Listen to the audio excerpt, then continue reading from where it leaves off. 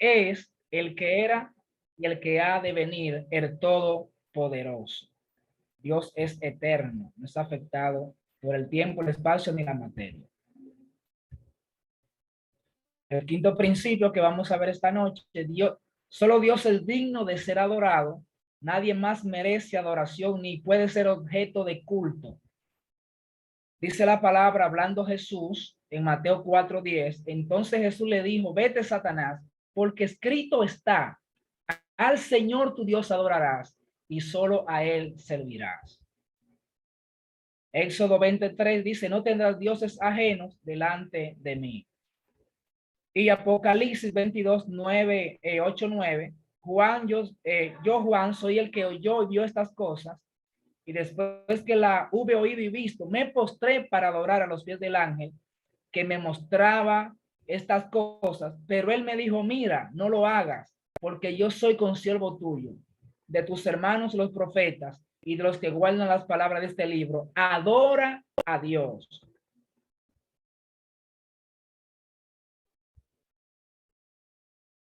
El sexto principio que vamos a ver, todas las palabras de los profetas del Tanaj son verdaderas.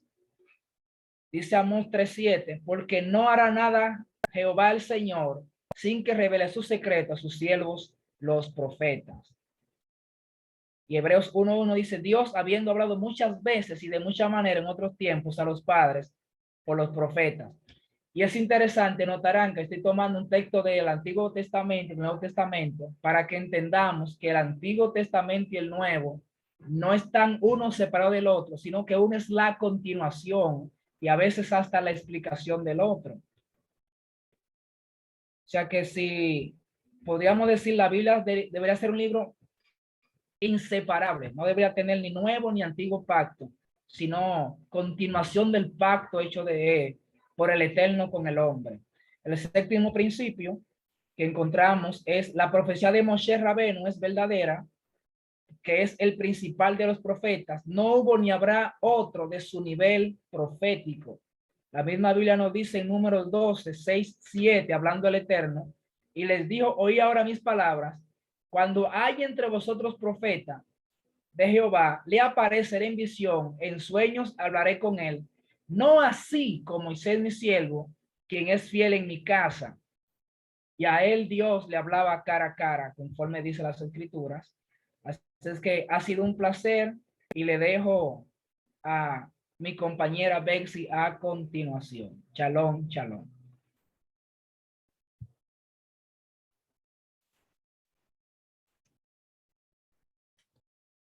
Excelente exposición, Pastor Junior. Me gustó que usted agregó textos a lo que ya yo había puesto anteriormente, y eso es muy importante. No sostenerse únicamente de las fuentes del profesor, sino que usted pueda hacer su propia argumentación, su propia línea de pensamiento. Pero acuérdese que aquí no estamos para que ustedes aprendan, sino para que ustedes sepan cómo aprender. Aquí no estamos para ponerlos a pensar, sino que usted sepa cómo pensar. Ok. Pues More, me voy a ausentar de una vez, ya que tengo visita, como le había comunicado en la tarde. Sí. Yo voy a estar viendo la grabación y la exposición de mis compañeros. Otra cosa importante, antes de que el Pastor Junior salga, escúcheme bien, para que se lo avisen a los demás estudiantes. El que no vino hoy tiene que ver esta grabación completa. Avísenselo a sus compañeros. Tienen la obligación de ver esta grabación completa, principio a fin. Los que no vinieron tienen que grabar su clase, subirla a YouTube, enviar el link al grupo, y todos sus compañeros tienen la obligación de ver las exposiciones de sus compañeros. ¿Se entendió eso? Bueno, cuento con voy a ustedes. estar enviando más adelante, More, la diapositiva al grupo, por si alguien la quiere usar, ampliarla, etcétera. Así es que, shalom, shalom, compañero y Bexy, éxito. Bendiciones. Shalom, Feliz shalom. cumpleaños otra vez. Pastor Junior. Bien, seguimos con la amada estudiante Betsy. Adelante. ¿Me puede permitir para compartir Sí, pantalla? sí, ahora mismo. Adelante, Betsy.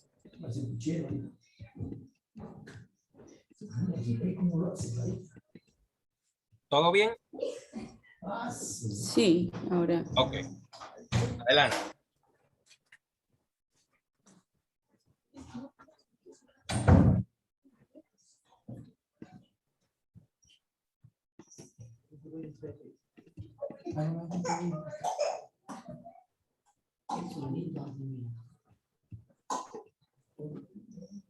¿Me dicen si lo ven?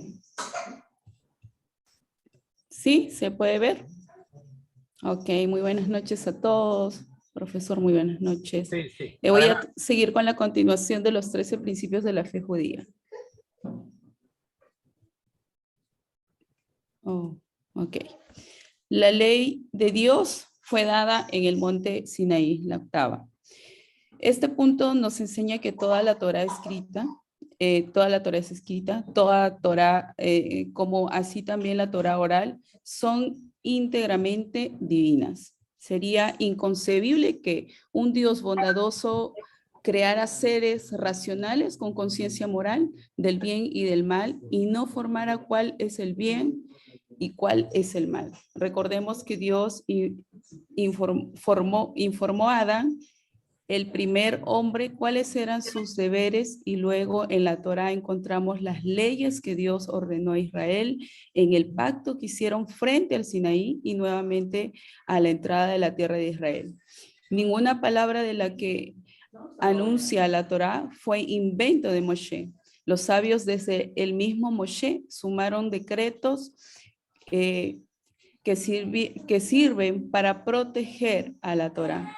Esto lo hicieron porque la misma Torá exige que los sabios que cuidaran, que el templo siga observando la ley. Los decretos de los sabios deben ser respetados con la misma minuciosidad que las leyes de la Torá. La novena es la inmutabilidad de la Torá como ley de Dios.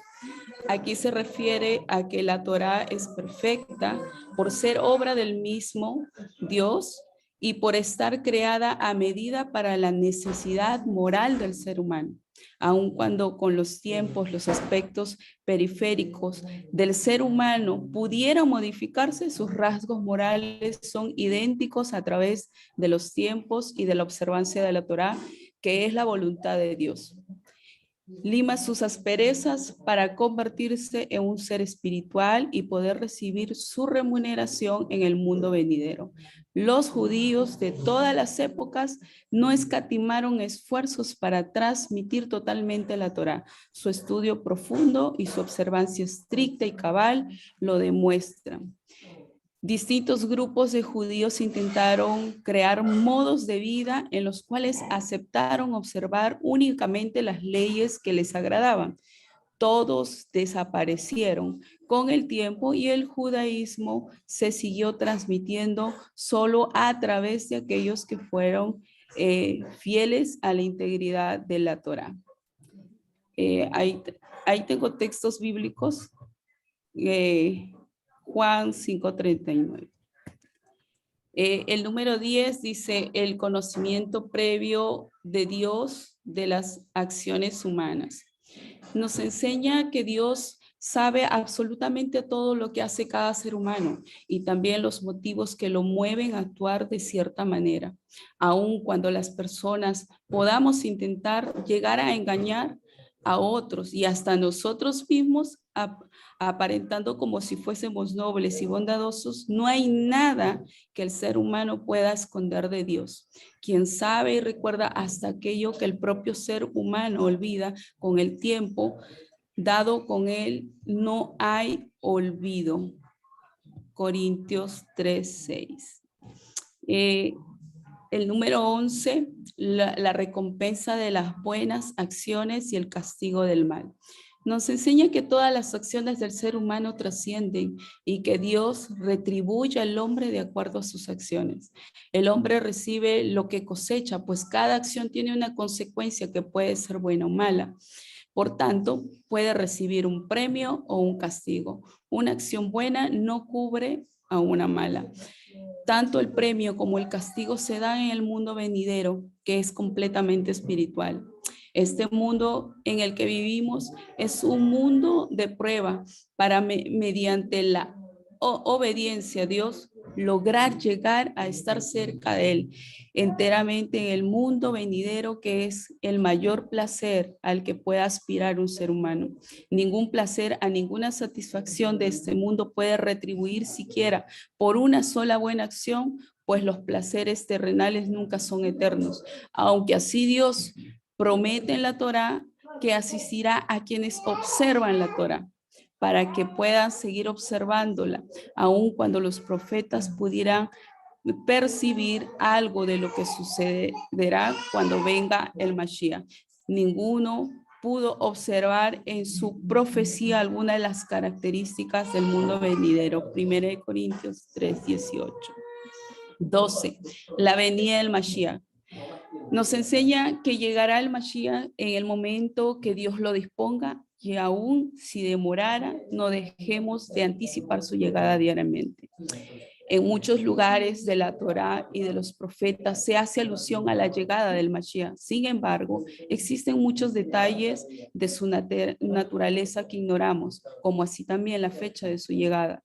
Sí, sabemos que será un rey de carne y hueso, que reinará sobre Israel y quitará el yugo de sumisión de debajo de las demás naciones. Será un sádic, una persona santa, descendiente del rey David, y traerá paz al mundo entre Israel y entre todas las naciones. Asimismo, provocará que todo Israel observe la Torá. Hay disensión entre los sabios acerca si habrá alguna modificación en las leyes de la naturaleza cuando llegue el Mashiach. La razón por la cual los sabios ansiaron tanto la llegada del Mashiach se debe a que en aquel momento podrán dedicarse de lleno al estudio de la Torá sin interrupciones y molestias que sufrimos actualmente. El último principio, la restauración de los muros. Nos enseña que en algún momento del futuro resucitarán todos los fallecidos, si fueron justos en esta vida y creyeron en este enunciado a partir de lo que está escrito en la Torá. En este punto, tal como en el anterior, no debemos no sabemos ni cuándo se cumplirán, ni las características de aquel evento. En varios lugares de la Torá, como así también en las profecías de Ezequiel, se hace alusión a que la muerte terrenal es temporaria y que en algún momento las almas volverán a vestirse con cuerpos. Esto explica a su vez ciertas leyes y ritos que se acostumbraban en el momento de la muerte y del entierro. Juan 11:21. Eso es todo. Eso es todo, profesor. Gracias.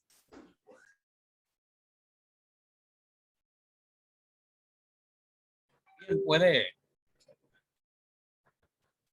hago la salvedad de que el principio 12 habla de la venida del Mashiach en el futuro, partiendo de la premisa de que ustedes saben que eso es parte de la diferencia que existe entre el cristianismo y el judaísmo. El cristianismo ya sostiene la venida del Mashiach, mientras que el judaísmo todavía lo espera. Pero no nos vamos a concentrar en eso, porque eso es algo que la persona debe de acostumbrarse a vivir con la idea de que todavía el judaísmo espera al Mashiach, mientras que ya en el cristianismo ya se vive en la época mesiánica. Eso no es nuevo para nosotros. Nosotros somos personas maduras que ya podemos entender eso. No nos vamos a poner locos ahora, que no vamos a aprender nada del pueblo de Israel, porque ellos no creen, porque sé yo cuánto, porque sé yo el otro. No nos vamos a enfocar en eso. Porque los que hemos estado en la universidad, los matemáticos, los filósofos, los sociólogos, los biólogos, nos viven enseñando que nosotros vinimos del mono y qué sé yo cuántas cosas más. Y nosotros de todas formas aprendimos. Ok, así es que Luis Carlos me levantó la mano, adelante. Yo la levanté hace un momento para decirle que si no importaba que se repitieran los temas, porque nosotros tenemos No, también. Ok, perfecto. no hay problema. Ariel, dígame.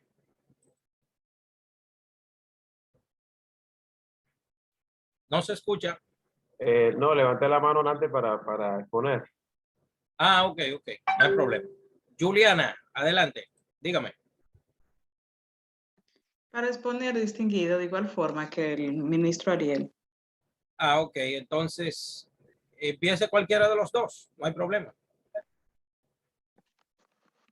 Como quiera, Juliana, usted o yo, como quiera. Te doy el honor. ¿Cuál va a empezar? ¿Cuál quiere empezar? Gracias, Ariel, por darme el privilegio. Hágalo usted, distinguido. Usted está hace rato, hágalo usted, yo espero. Hágalo.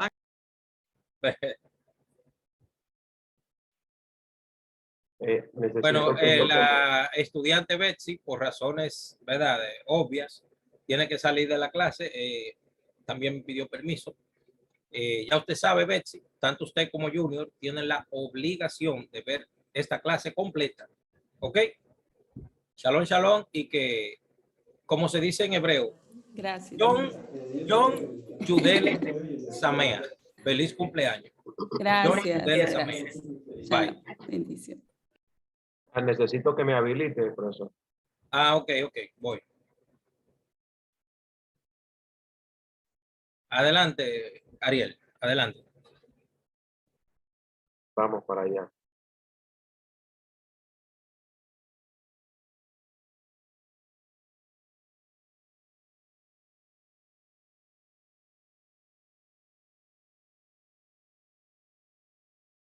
Me confirman si se aprecia bien. Si no, entonces.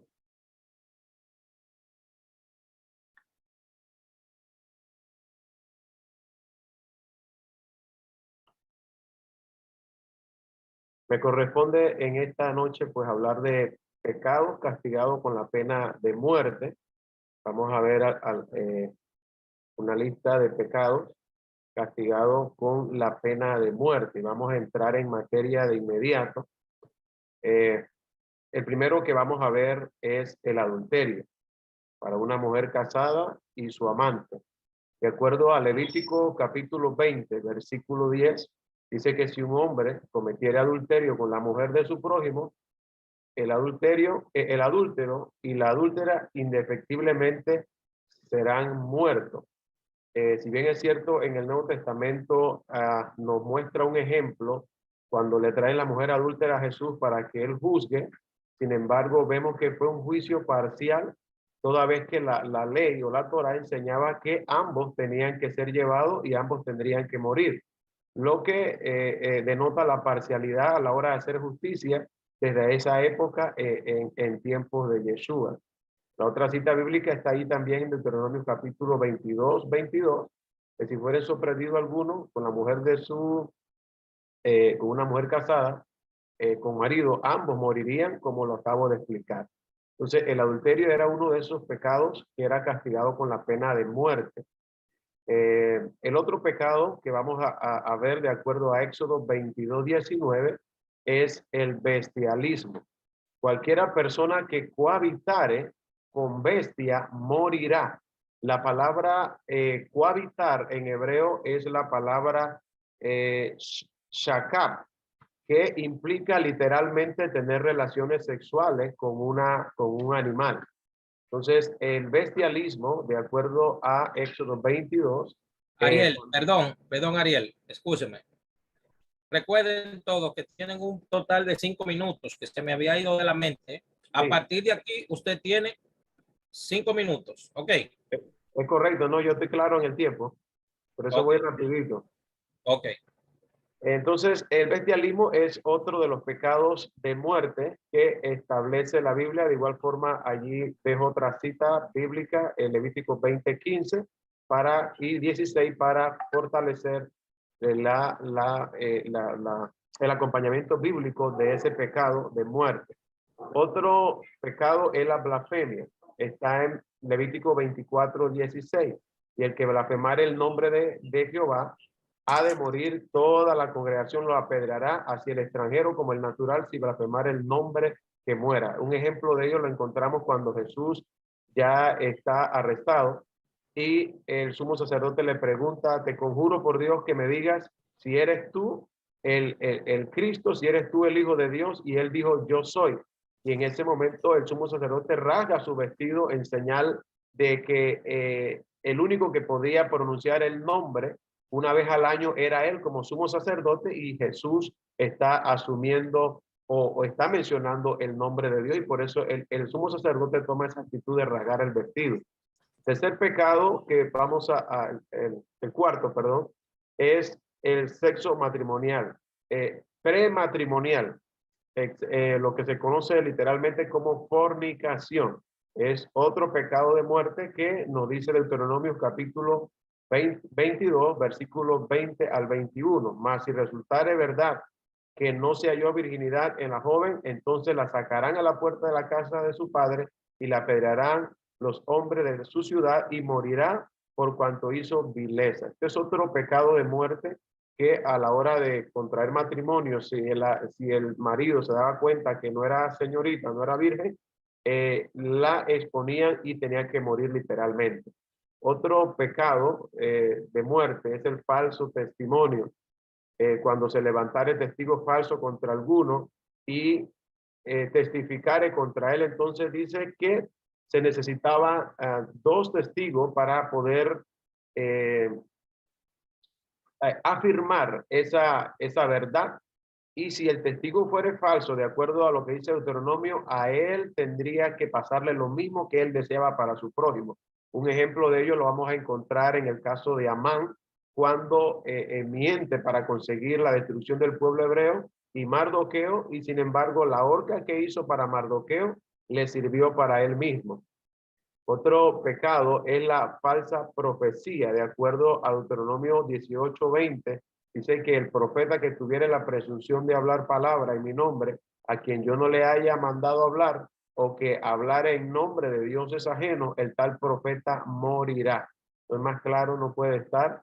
Debemos entender que toda palabra profética realmente debe ser revelada por Dios y no presunciosa, para no caer en este tipo de pecado.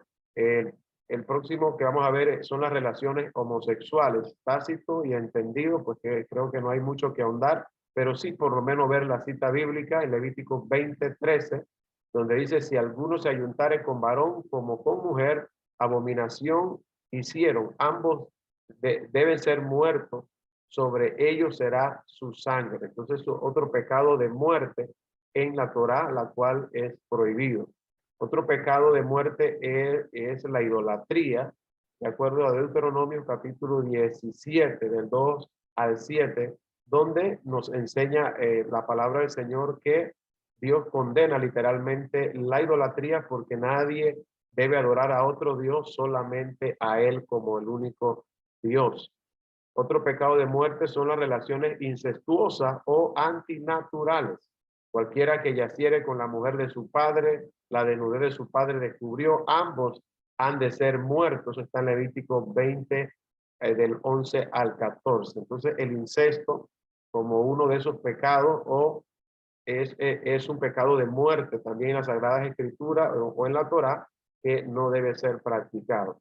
El secuestro, que Éxodo dice claramente 21:16, asimismo el que robare una persona y la vendiere, y si fuere hallado en sus manos, dice que debe morir, de acuerdo a Éxodo 21:16. El secuestro es otro de esos delitos terribles que se castiga con la muerte.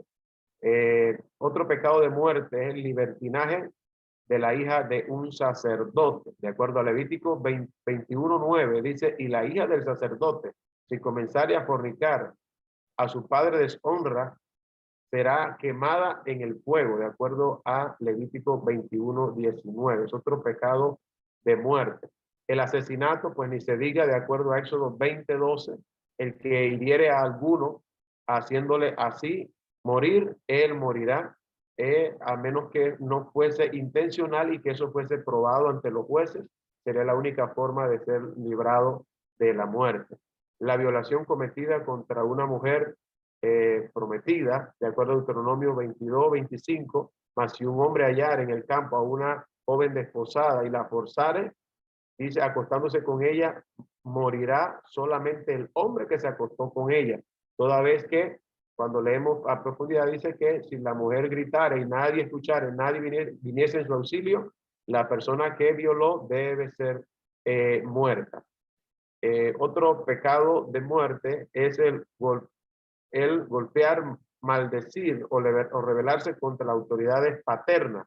Eso está en Éxodo 21, 15, 17. Por eso dice que es un mandamiento con promesa. Si honramos a nuestro padre y nuestra madre, será de larga vida, pero si deshonramos, maldiciendo, golpeando, rebelarse contra la autoridad paterna, nuestros padres, pues indefectiblemente dice la Biblia que debe morir, de acuerdo a Éxodo 21, versículo 15.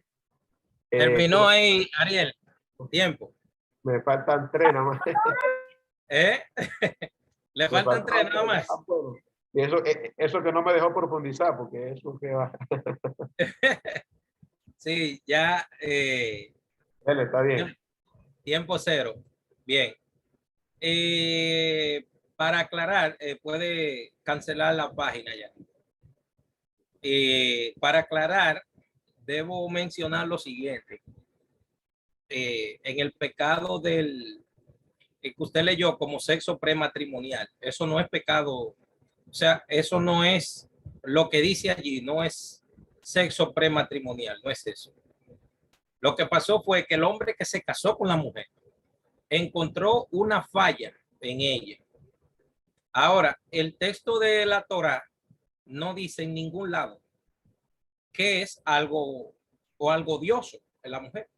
Eso lo dice la tradición oral judía, es lo que explica eso. Porque si usted se lee a Éxodo, Levítico, Número, Deuteronomio, usted lo va a leer completo y usted no va a encontrar que eso lo explica la tradición judía. ¿Entiende? Que es algo ignominioso o algo odioso. Entonces, eso que el hombre encontró, que puede ser, por ejemplo, que se haya dado cuenta que no haya sido virgen, ¿entiende? Eso lo explica el Talmud. Hay diferentes tratados en el Talmud que explican eso. Eso no está hablando de sexo prematrimonial, olvídese de eso. No está hablando de eso. En cuanto a los profetas que hablan en nombre de Dios sin Dios haber dicho nada, que Hashem tenga misericordia, porque ustedes saben que el así dice Jehová, como viven diciendo, sin Dios haber dicho nada. Ahora, si ustedes quieren, hacemos lo siguiente. Decimos que esos mandamientos están eliminados y ya nos saltamos todo eso. Y seguimos errando. ¿Ustedes qué opinan? Decimos mejor que ya pasaron y seguimos cerrando en esa parte. ¿Qué creen ustedes? Yo pienso que no, profesor, porque en este tiempo hablar una palabra que no es de Dios, eso está fuera de contexto. Y en cuanto al pecado de deshonrar padre y madre, eso incluye llamarlo por su nombre también.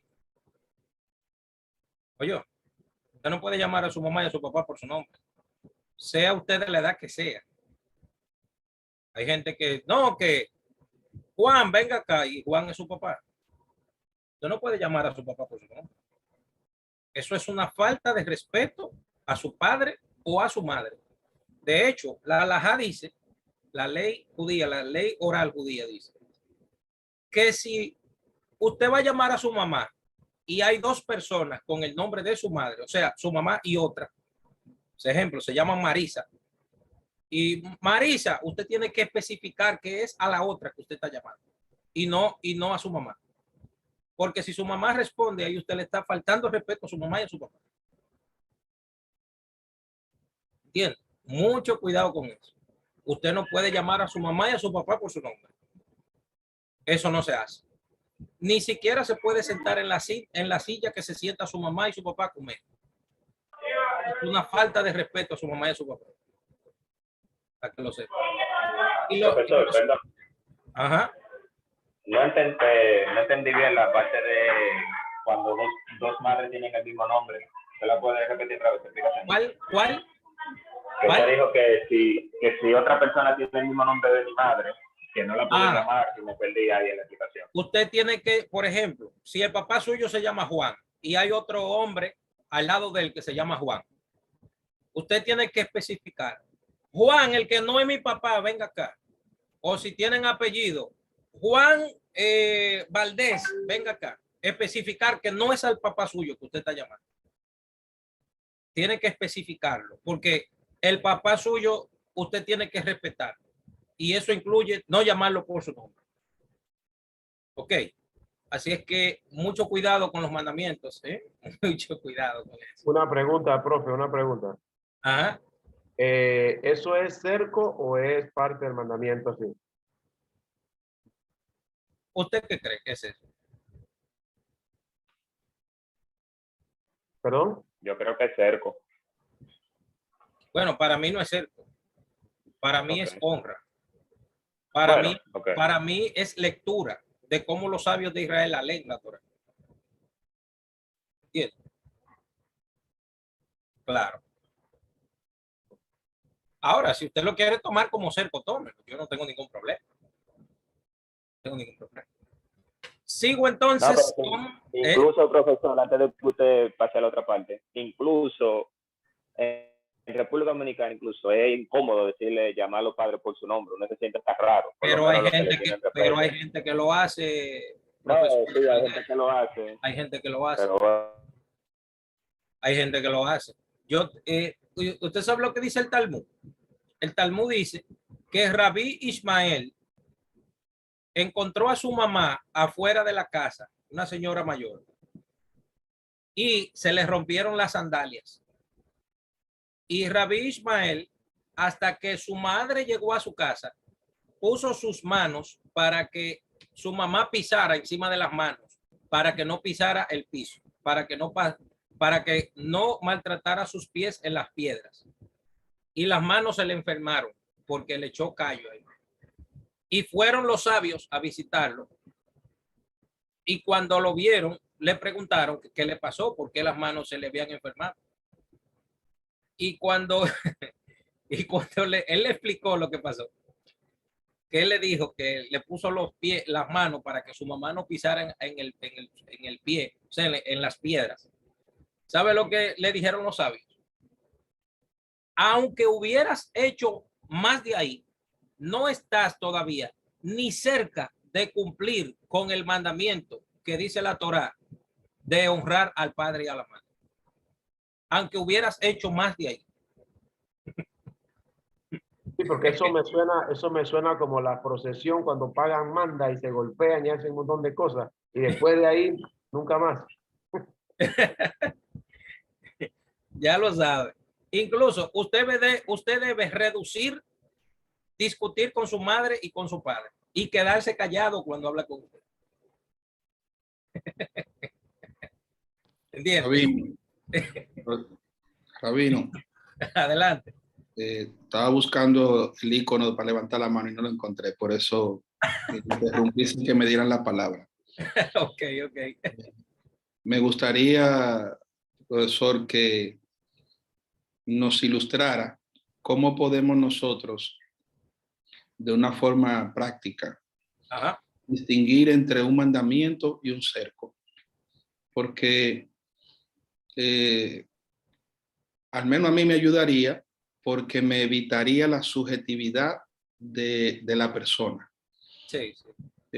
Simplemente por ilustrar, en el caso de la pregunta que hicieron, yo pude haber dicho, para mí es un cerco. Sí. Usted responde, para ti es un cerco, pero para mí es un mandamiento.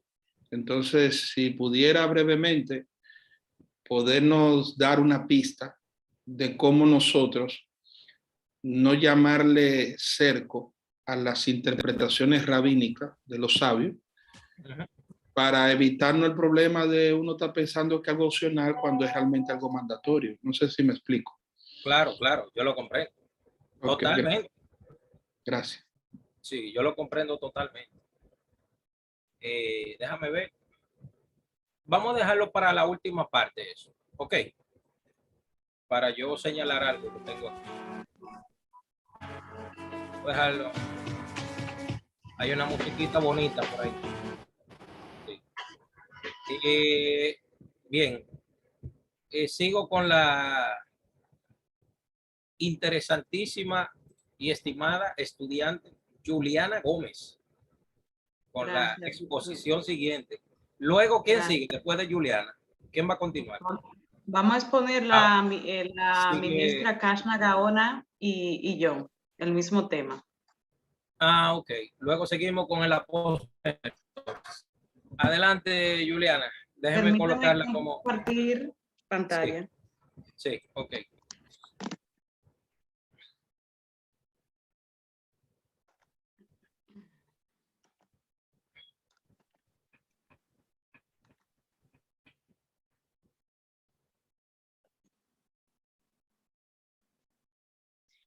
Buenas noches, distinguidos pastores, ministro Moré.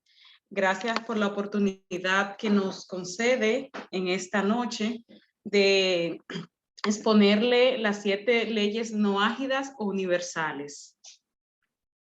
Esta exposición se va a ser realizada por medio de la ministra Kashna Gaona y esta servidora Juliana Gómez.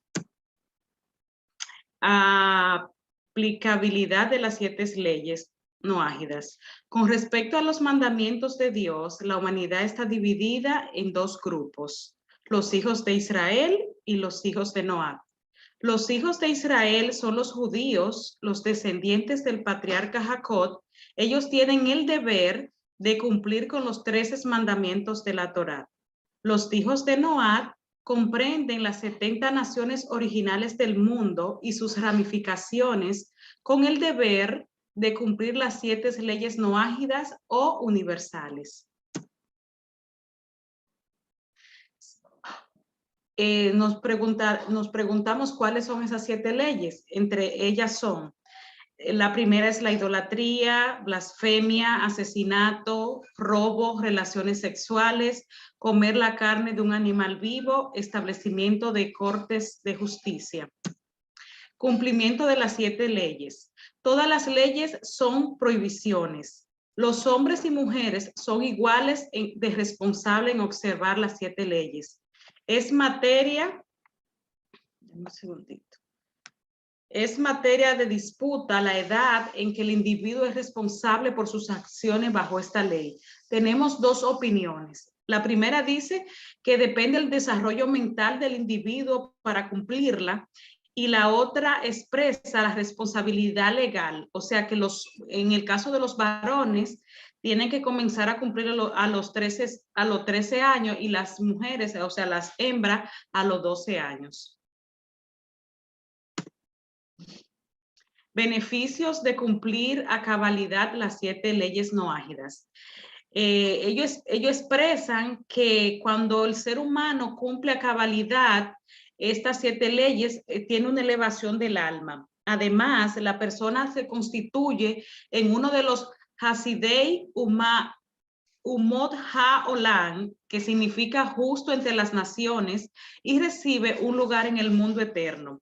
Además, un Ger Tosha, que significa prosélito de la puerta, esta persona tiene permiso de vivir en la tierra de Israel y entrar al santo templo en Jerusalén y ofrecer sacrificios al Dios de Israel. Excepciones de las 7 leyes no ágidas. A pesar de que los hijos de Noah tienen como obligación solo el cumplimiento de las 7 leyes, se le está permitido observar cualquiera de los 613 mandamientos de la Torá con propósito de recibir recompensa divina. Observar el Shabbat, observar las fiestas judías, estudiar aquellas partes de la Torá que no se aplican al servicio noágico para con Dios, escribir, estas son las excepciones, o sea, las que están enumeradas aquí son las excepciones que ellos no tienen que cumplir. Observar el Shabbat, observar las festividades judías, estudiar aquellas partes de la Torá que no aplican al servicio noágida para con Dios, escribir un rollo de la Torá o recibir una alijá de la Torá, hacer, escribir o vestir tefilín, las filanterías que se usan durante el rezo judío, escribir una mezuzá, un pergamino particular que contiene porciones de la Torá, o instalarla en el marco de la puerta. Excepciones de las 7, no, eso ya, vamos. Ahora vamos a pasar con la ministra Kashna Gaona desarrollando cada una de las 7 leyes. Distinguida. ¿Me pueden escuchar? Sí, señora. ¿Me pueden escuchar? Ok. Como la hermana Juliana había dicho, son siete de ellas, y la primera vamos a comenzar con la idolatría, que es el mandamiento que prohíbe la idolatría. Enseña que no se debe adorar cualquier cosa creada o alguna, ni un ángel, ni una planta, ni una estrella, ninguno de los 4 elementos de la tierra, agua, aire y fuego, ninguna otra cosa formada por ellos. Es adoración idolátrica, incluso cuando el individuo conoce que Dios es el ser supremo y reverencia la creación solo como una forma de glorificar tanto la grandeza de Dios como su capacidad para crear las cosas y seres notables. La idolatría lo podemos encontrar en Levítico 26:1. La siguiente. La blasfemia es otra de las 7 leyes noágidas. La blasfemia es el acto de maldecir al Creador. Es un acto atroz. La blasfemia es el único medio por el cual no se transgrede las 7 leyes universales exclusivamente. A través de la facultad de hablar, la prohibición en contra de la blasfemia viene a enseñarnos a no hablar en contra de Dios ni a disminuir su majestad a manera alguna intencionalmente, palabras para afectar la reverencia y fe de la que se debe. Eso lo podemos encontrar en Mateo 12:31. Disculpe que vaya tan rápido, es que la alergia aquí me está matando. El asesinato. El mandamiento que prohíbe el asesinato fue explicablemente establecido por Dios. Quien quiera que derrame sangre de hombre, por hombre, será su sangre derramada, porque él hizo al hombre a su imagen. Y si una persona mata a un enfermo terminal o a alguien que está por caer sin remedio de lo alto de un acantilado, o a alguien que de por cierto morirá de un momento a otro por alguna otra razón, transgrede el mandamiento que prohíbe el asesinato, y en consecuencia las cortes lo habrán de castigar. Este juicio ubica firmemente la idea de muerte digna o eutanasia en la categoría de asesinato. El suicidio está prohibido bajo las 7 leyes universales, y eso lo podemos encontrar en Mateo 5:21. De las relaciones sexuales. Un noahida tiene prohibidas ciertas relaciones con parientes y con otras personas que no son de la parentela, madre, aun si el nacimiento del noahida se debió a que su madre fue seducida o violada, padre, hija, tía, tanto por el lado paterno como por el lado materno. Bajo las 7 leyes, un varón tiene permitido tener relaciones con un pariente político después de la muerte del pariente que se establece el nexo. De acuerdo con algunas opiniones, esto incluye a la esposa del padre, no a su madre después que el padre fallece.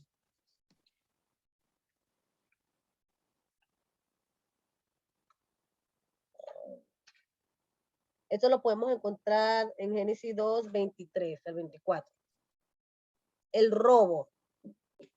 De todas las prohibiciones presentes en el marco de las 7 leyes universales, la concerniente al robo es quizás la más difícil de obedecer u observar.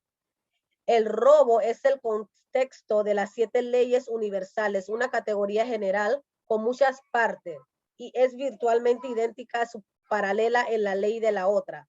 Esto quiere decir que los parámetros de Dios en lo que concierne a robar son prácticamente idénticos, ya que sea de la persona bajo estudio, sea un israelita o un noahida. Un individuo es culpable, ya sea que robe dinero o un objeto o que secuestra a una persona, y no importa de quién lo haya robado. Eso lo podemos encontrar en Levítico 19:11.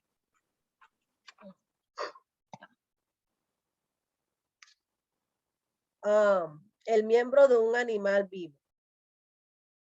Este mandamiento es explícito. Como está escrito, toda cosa que se mueva te será por alimento, así como la hierba que te he dado por todo. Pero la carne con su alma viviente, su sangre no comerás. Esto significa que la sangre del animal es suave, y que entonces Dios estaba prohibiéndosela al hombre de beber animal. El alma del animal está contenida dentro de la sangre, y esto se refiere al mandamiento, porque cuando un animal muere, se desprende. En que esta alma vital permanezca dentro del animal, su carne es su alimento prohibido para el hombre. Eso lo podemos encontrar en Génesis 9:3-4. Y la última, las cortes de ley. Los hijos de Noah tienen como mandamiento el establecer cortes de ley que velen por justicia y que mantengan tanto la rectitud como la moralidad humana en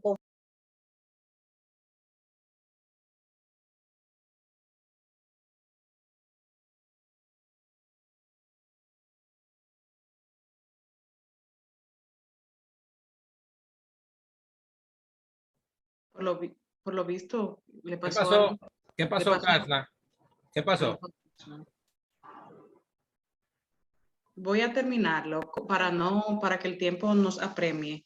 Cortes de ley. Los hijos de Noah tienen como mandamiento el establecer cortes de ley que velen por la justicia y mantengan tanto la rectitud como la moralidad humana en conformidad con las 7 leyes universales. Un sistema judicial que permita la justicia al establecer leyes o reglamentos en conflicto con las 7 leyes universales es un instrumento para alejar del mundo las bendiciones de Dios. Eso lo vemos en Génesis 34:25. Hasta aquí nuestra exposición. Muchísimas gracias. Shalom, shalom. Bien. A manera de comentario, ustedes deberían de saber lo siguiente.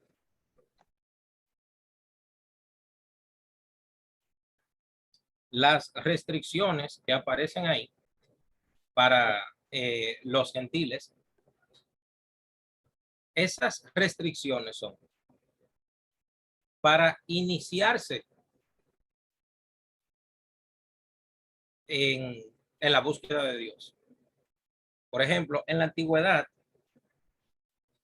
cuando un gentil iba a vivir a la tierra de Israel y ese gentil quería trabajar en la tierra de Israel, no a vivir de manera, vamos a decir, ciudadana, sino que iba por, como van los dominicanos a Estados Unidos, que van, vamos a decir que por un contrato de trabajo, por ejemplo.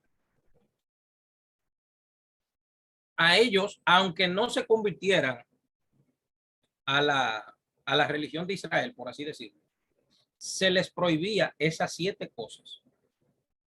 O sea, mientras usted viva aquí en Israel, usted no puede maldecir el nombre de Dios. Usted no puede robar. Usted no puede hacer idolatría. Usted no puede tener relaciones sexuales ilícitas ni con animales ni con personas. ¿Entiende? Tenía que someterse a las cortes de justicia. ¿Entiende?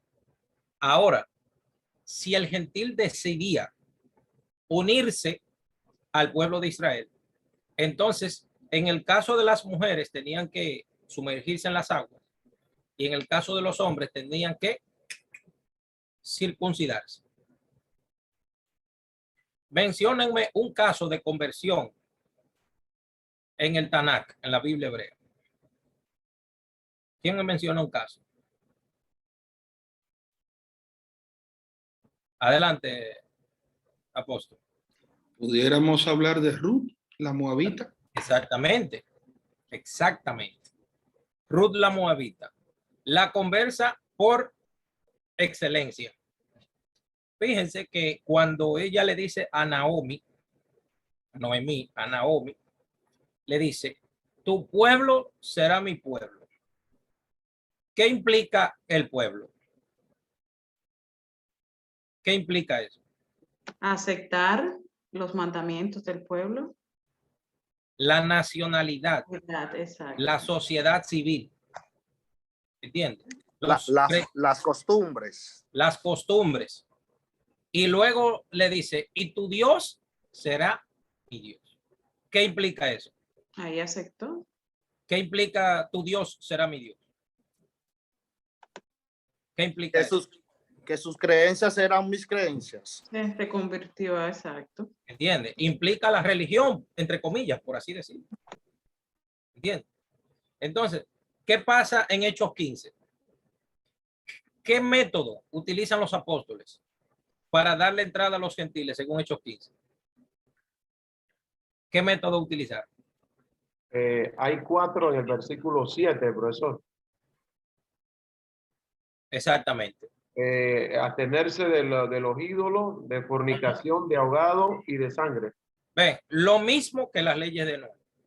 ¿Por qué? Porque los apóstoles esperaban que en la segunda o en la tercera generación de esos gentiles que se unieron a la comunidad judía creyente en Jesús como el Mesías, que con el paso del tiempo, según Hechos 15:21, esos gentiles se iban a judaizar poco a poco.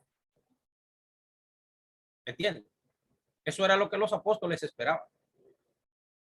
Ahora, ¿quién escribió contra los judaizantes? Porque hoy en día, no, porque los judaizantes por aquí, que los judaizantes por allí.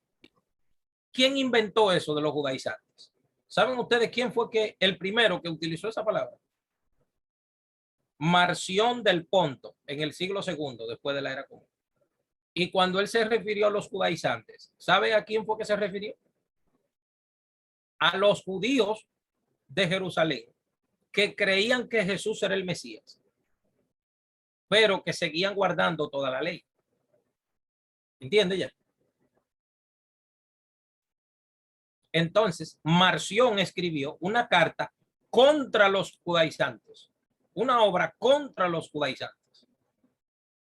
Señores, esa es la realidad histórica y nadie la va a cambiar. Esa es la realidad histórica. Y él los ofendió a ellos. ¿Sabe cómo él los llamó? A los judaizantes. Él los bautizó bajo el nombre de los ebionitas. Ebionitas le llamó él a ese grupo. Solamente les quería mencionar eso para que lo tengan ahí. Bien. Voy a poner entonces al apóstol Emerson Espinosa para que pueda compartir pantalla. Y a partir de aquí tiene 5 minutos. Adelante. Ok, bendiciones. Yo no voy a compartir la pantalla, no preparé diapositivas. Ok. Junto con el pastor Luis Carlos, tomamos el tema de los 13 principios de la fe judía.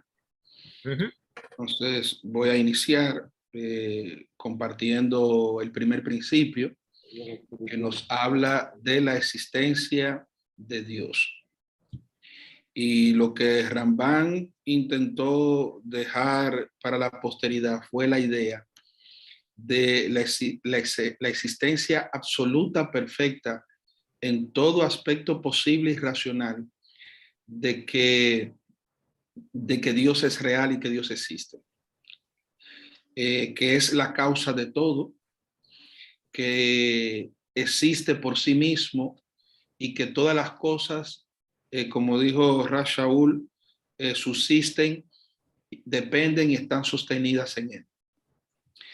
Nos dice este principio que no hay sabiduría en nosotros cuando a nuestra memoria llega la idea de que es posible la existencia de algo como lo conocemos, separados de Dios. Él es todo, lo llena todo y sustenta todas las cosas.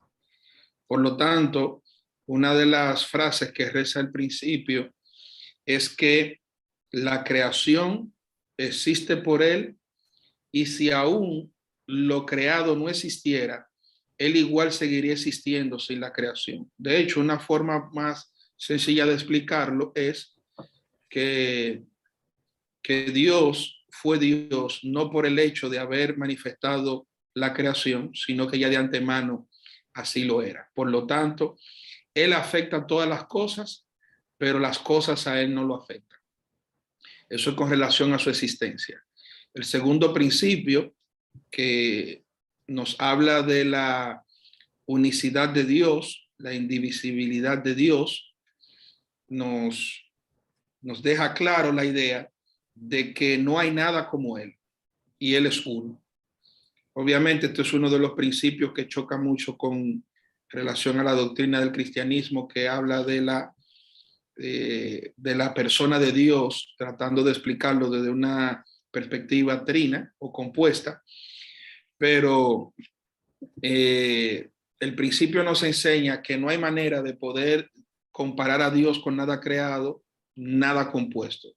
Si se hace referencia a los géneros, como por ejemplo el género animal, el género vegetal, no podemos, el género humano, no podemos asociar a Hashem de esa misma manera, ni tampoco en cuanto a la composición del hombre, como se describe en algunos contextos, de una composición de espíritu y cuerpo, o espíritu, alma y cuerpo. Sencillamente, como establece Deuteronomio de Barín, como Hashem se reveló al pueblo: yo soy uno, no soy dos, no soy tres ni cuatro, sino que nuestro Dios es uno solo.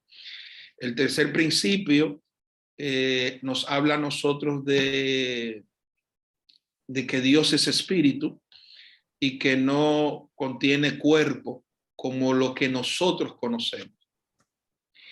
Es bueno entender que el ser humano, con su mente finita, trata de interpretar a un Dios infinito.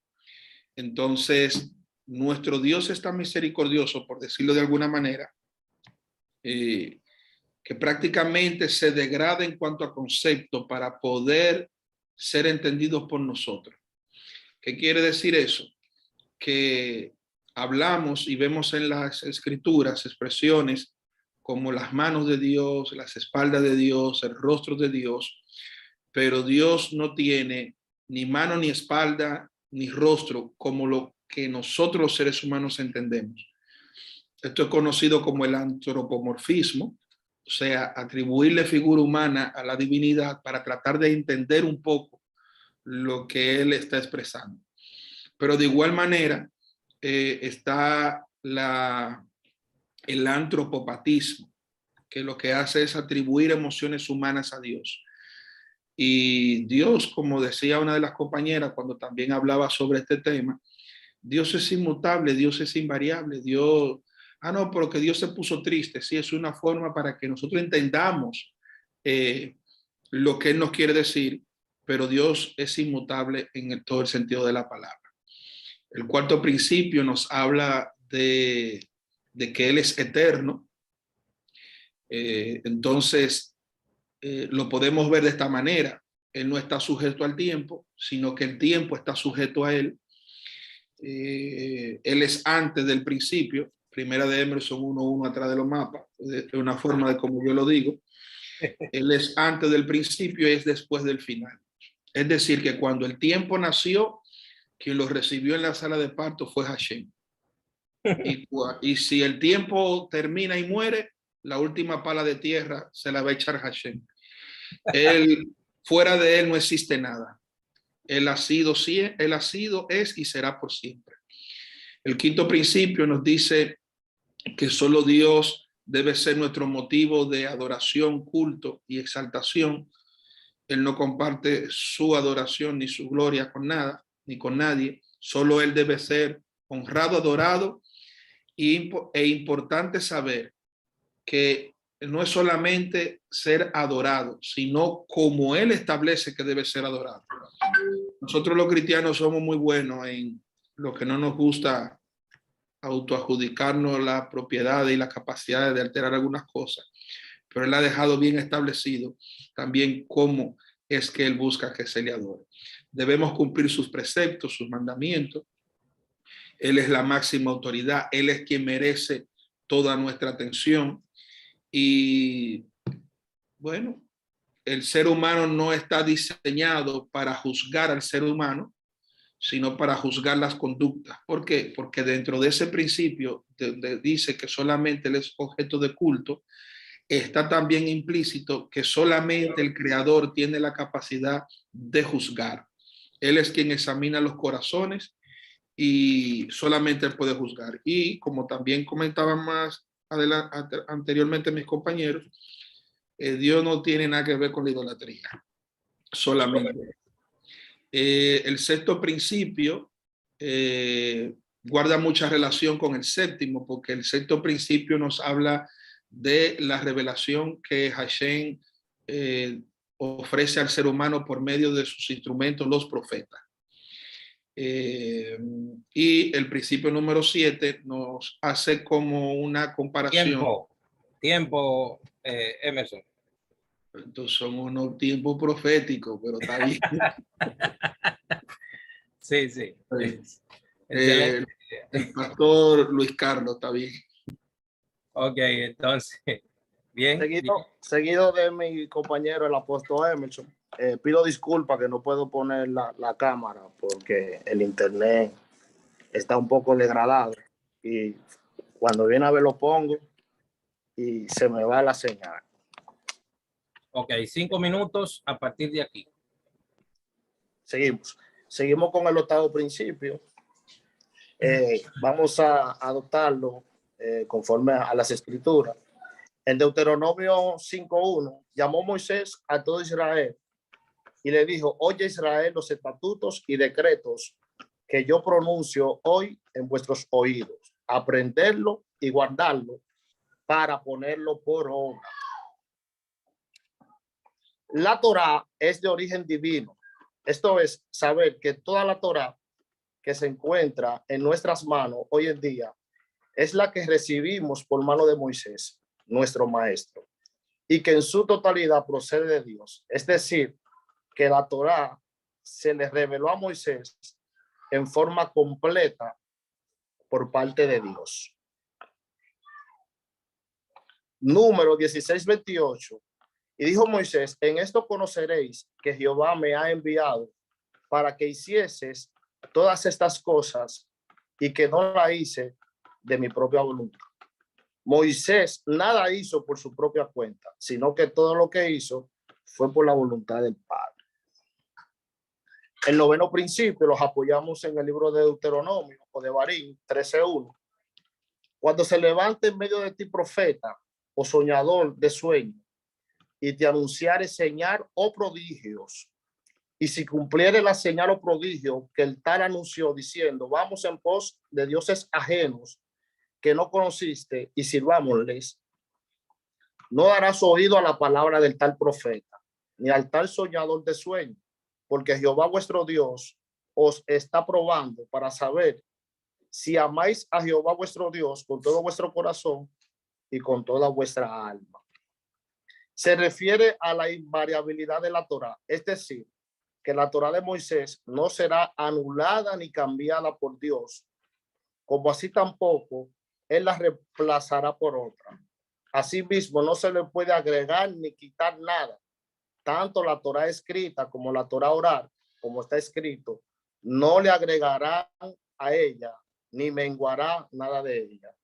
Apocalipsis habla sobre esto también. Hay de aquel que le añada o que le ponga a estas escrituras, porque si lo hace, las plagas que están en ella le vendrán. Décimo principio: los ojos de Jehová están en todo lugar, mirando a los malos y a los buenos. Proverbio 15:3. Ezequiel 8:12. Y me dijo: hijo de hombre, ¿has visto las cosas que los ancianos de la casa de Israel hacen en tinieblas, cada uno en sus cámaras pintadas de imágenes? Porque dicen ellos: no nos ve Jehová. Jehová ha abandonado la tierra. Dios conoce todos los actos del hombre y no le están ocultos. Están escritos: grande en consejo y poderoso es Dios, cuyos ojos están puestos sobre todos los caminos del hombre. Jeremías 32:19. Y fue dicho, y vio Dios que se multiplicó la maldad del hombre sobre la tierra. En el libro de Génesis 6:5. Más aún las quejas de Sodoma y Gomorra, pues son inmensas. Todos ellos nos hablan acerca de este 10º principio. El 11 principio, Éxodo 32:32, 11. Que perdone ahora su pecado, y si no, ráeme ahora del libro que has escrito. Y Jehová respondió a Moisés: al que pecare contra mí, a este raeré yo de mi libro. Dios recompensa a aquel que realiza los preceptos de la Torá y castiga a todo aquel que transgrede sus prohibiciones. Con respecto a la recompensa mayor, indudablemente se trata del mundo venidero, y el peor castigo es la aniquilación del alma. Lo que quiere decir es que si nosotros violamos los preceptos, los mandamientos del Todopoderoso, pues hay una pérdida eterna, y si nosotros guardamos sus principios, pues hay una salvación eterna. 12 principios. La época mesiánica, Deuteronomio 33. Entonces Jehová hará volver a tus cautivos y tendrá misericordia de ti, y volverá a recogerte de entre todos los pueblos a donde tú te hubieses esparcido, Jehová tu Dios. Es decir, saber con certeza que vendrá, surgirá el Mesías, y no pensar que se atrasará. Y por más que demore, los aguardaremos. No se le debe asignar un tiempo a su llegada, ni tampoco se hacen especulaciones de las escrituras para establecer la fecha o la época de su surgimiento. Los sabios sentenciaron: se entontezca el espíritu de lo que sacan deducciones de la fecha.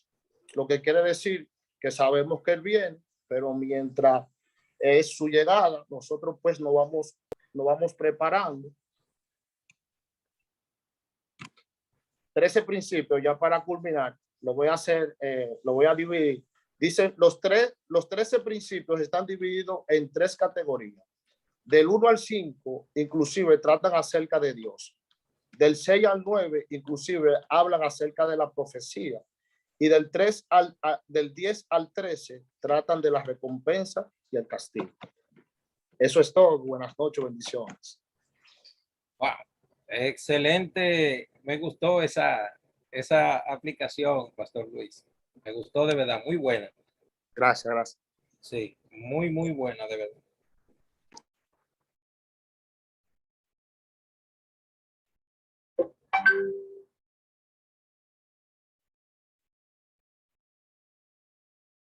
Muy bien. Ustedes saben que algunos de estos principios, obviamente, chocan de alguna manera con la teología cristiana. No nos alarmemos. Ustedes saben que eso es normal. Eso es normal, que eso suceda. Dime, tío.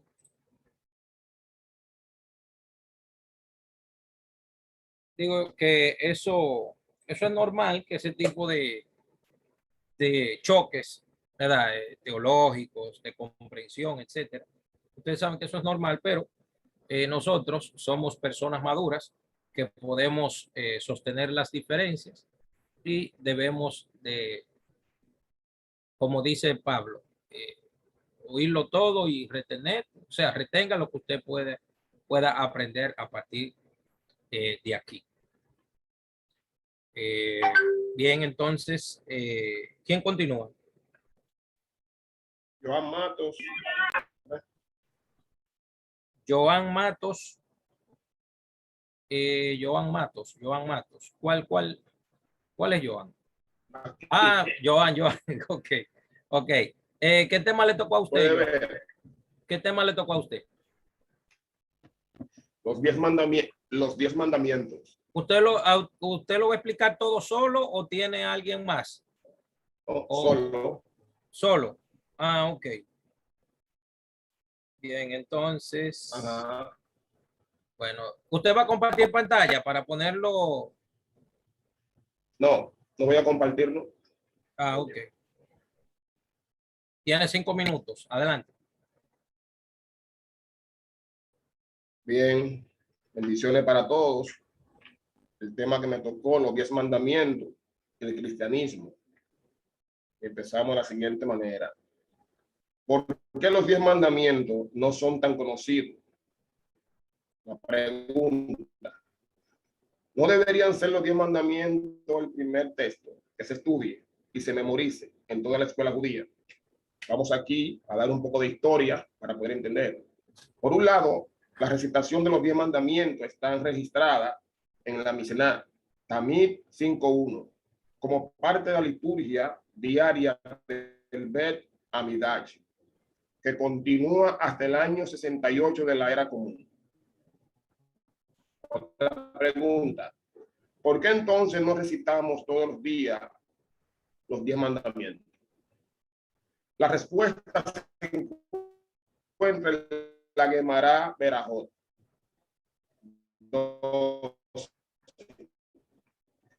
Varios rabinos en el siglo 3 y 4 de la era común trataron de reinstituir la citación de la diáspora. Jovan, apague el video para que se entienda lo que usted habla, porque es que no se entiende, ¿no? A ver si le ayuda más así.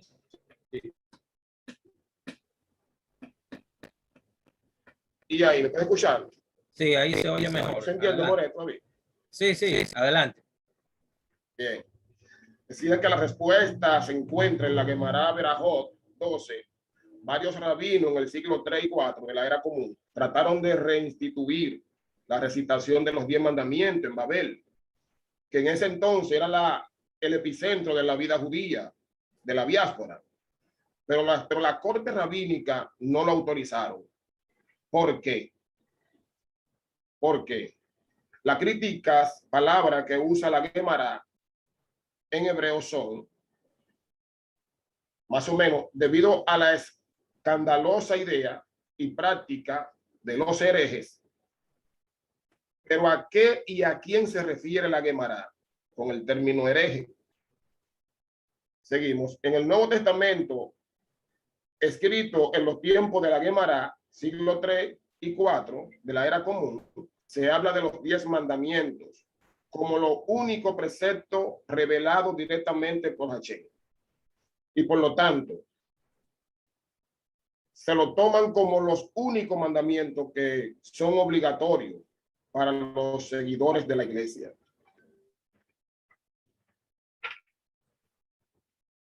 Aparentemente, la Gemara se está refiriendo a la iglesia o a los cristianos como tal en asunto de herejía por no tener en cuenta o no valorizar los 603 mandamientos restantes. Se refiere aparentemente a ellos como herejes. Pero sobre estos casos aparecieron debates. Entre ellos está el rabino Maimonides. Se debatía si se debía ponerse de pie, si se podía poner de pie a recitar, cuando estuvieran recitando específicamente los 10 mandamientos. Debemos ponernos de pie cuando escuchamos la lectura pública de los 10 mandamientos en Yitro y en Baihanán. Maimonides dijo que no. Explicó que mientras para otras religiones los 10 mandamientos están por encima de los otros mandamientos de la Biblia hebrea, para la tradición judía los 10 mandamientos son obviamente importantes para la Torá, pero no son más importantes que todos los demás preceptos bíblicos.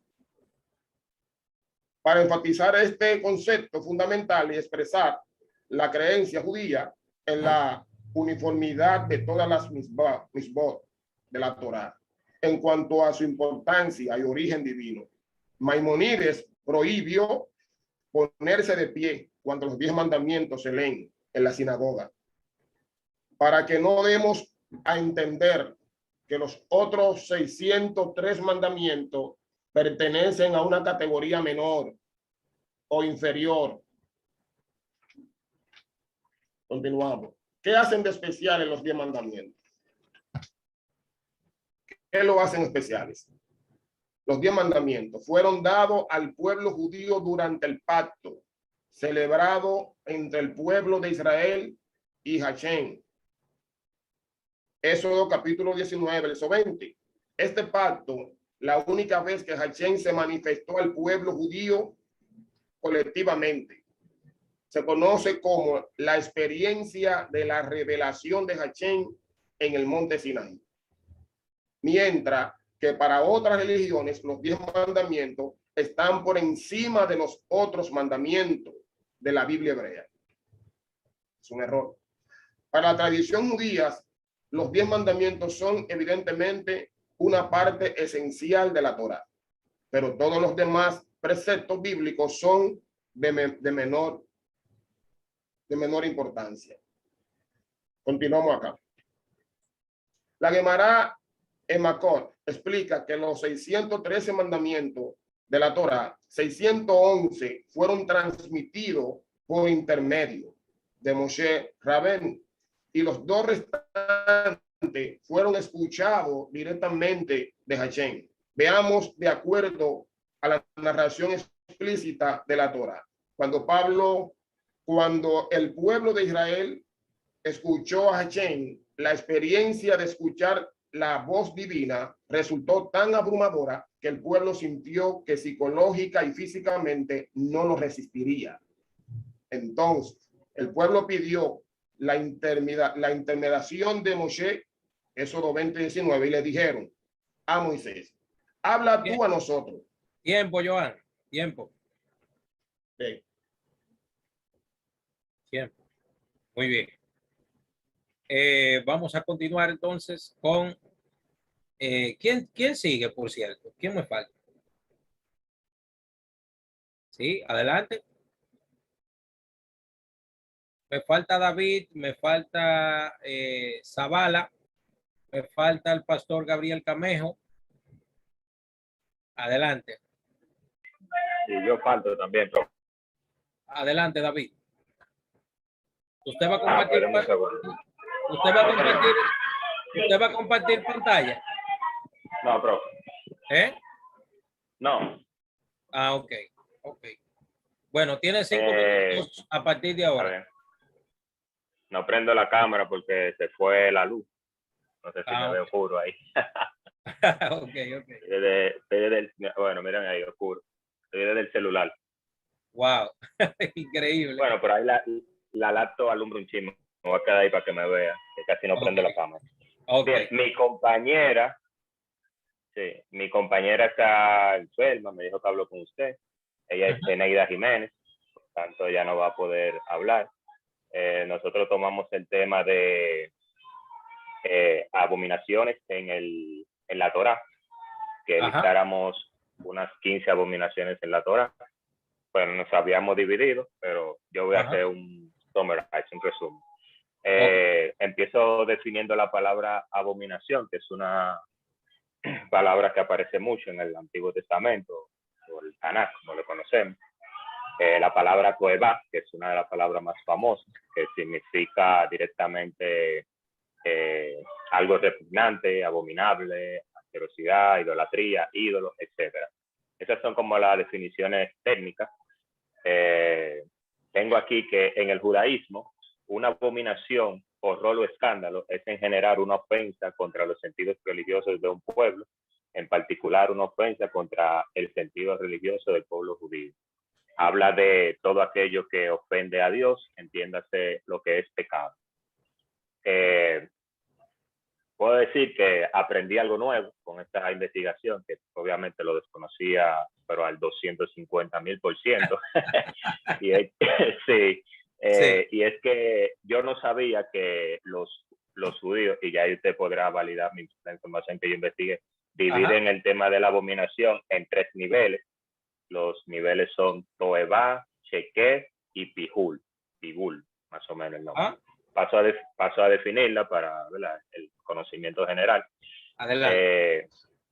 Dice un aporte que algunos eruditos judíos creen que los 3 niveles de abominación no fueron desarrollados en la teología judía, sino que se originaron todos en los Ketubim, de los cuales tomaron prestado la Torá y los Nevi'im. Mientras que otros eruditos creen que los 3 niveles de abominación se desarrollaron con el tiempo después del cautiverio. Estos 3 niveles, como mencioné, empezamos por el más alto, desde el punto de vista judío, es el Toebá, que ya usted ha mencionado ese término aquí. Es el nivel más alto o el peor tipo de abominación. Este incluye los pecados de idolatría, adorar dioses falsos, comer animales inmundos, magia, adivinación, incesto, bestialidad, falso testimonio, etc.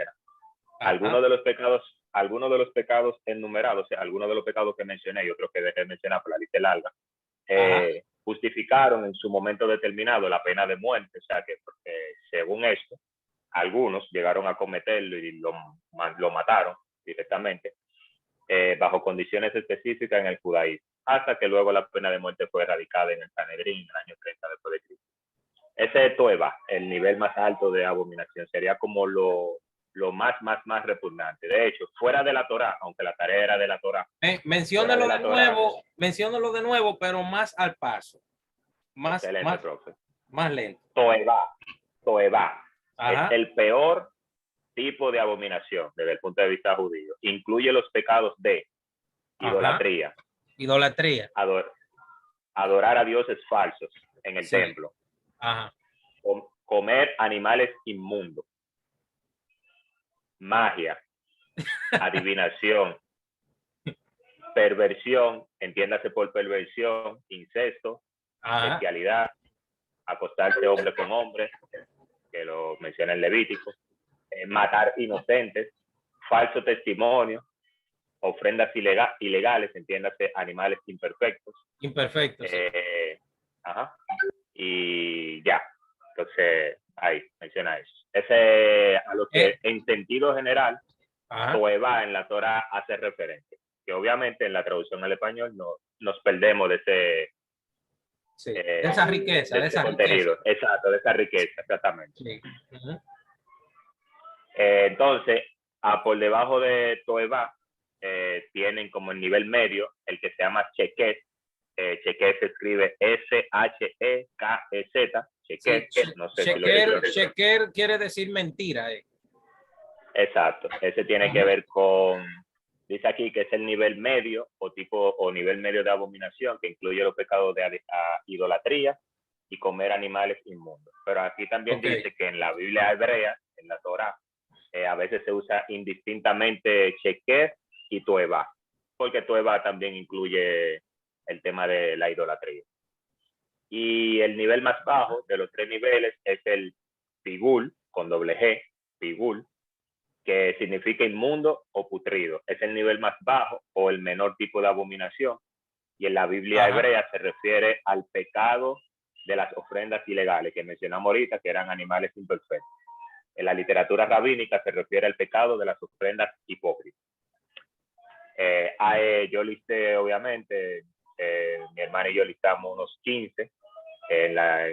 No lo voy a leer todo, obviamente, pero el que más me llamó la atención es Levítico 18, 26, 27, que dice: guardad pues vosotros mis estatutos y mis ordenanzas, y no hagáis ninguna de estas abominaciones, ni el natural, que viene hablando de lo que usted mencionó ahorita, cuando habló de cuando el natural se convertía, el que no era judío, ¿verdad?, que venía, ni el natural ni el extranjero que mora entre vosotros podía cometer lo que se había determinado ya como abominación, las cosas que Dios detestaba.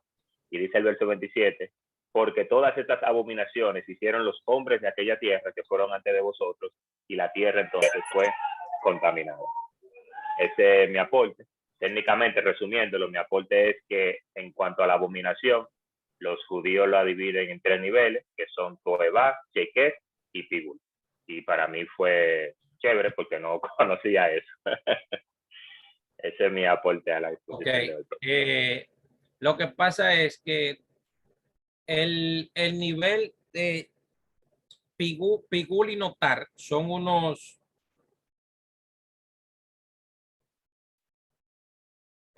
alguien dijo algo por aquí en un comentario, déjame ver.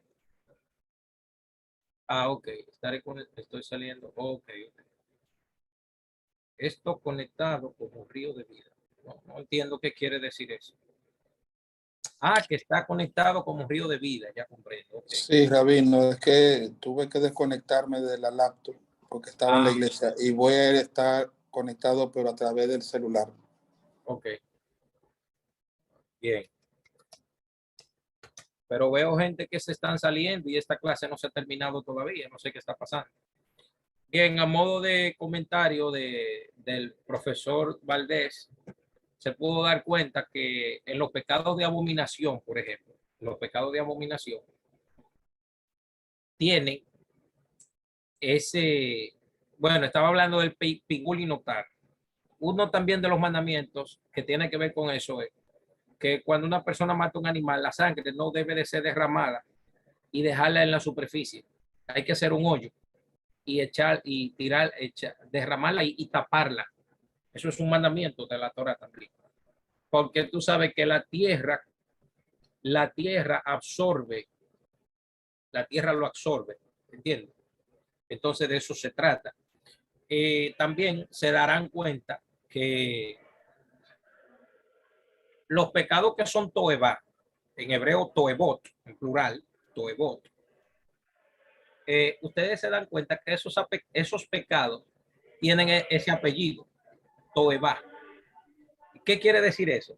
Que para Dios, una gente que come animales impuros y una gente que se echa con varones es lo mismo.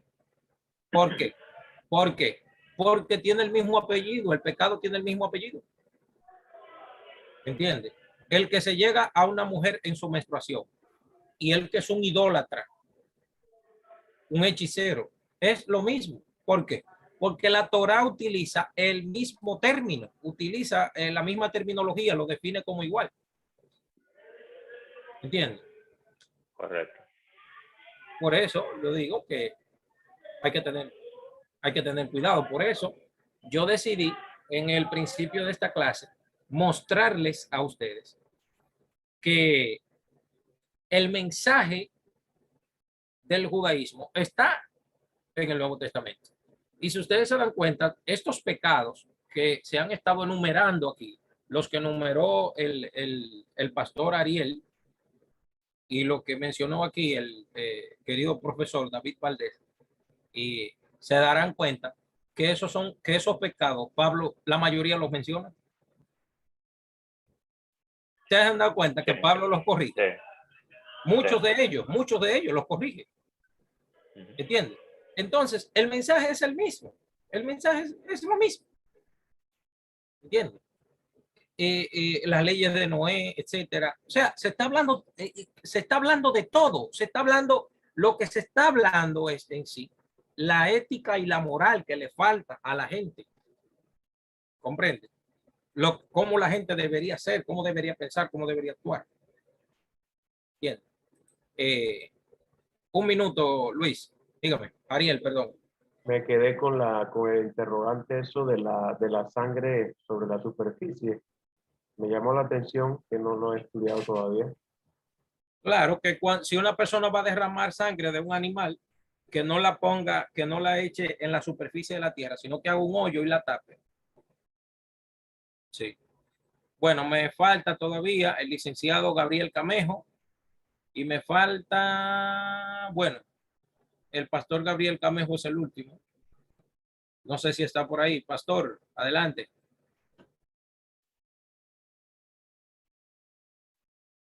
Sí.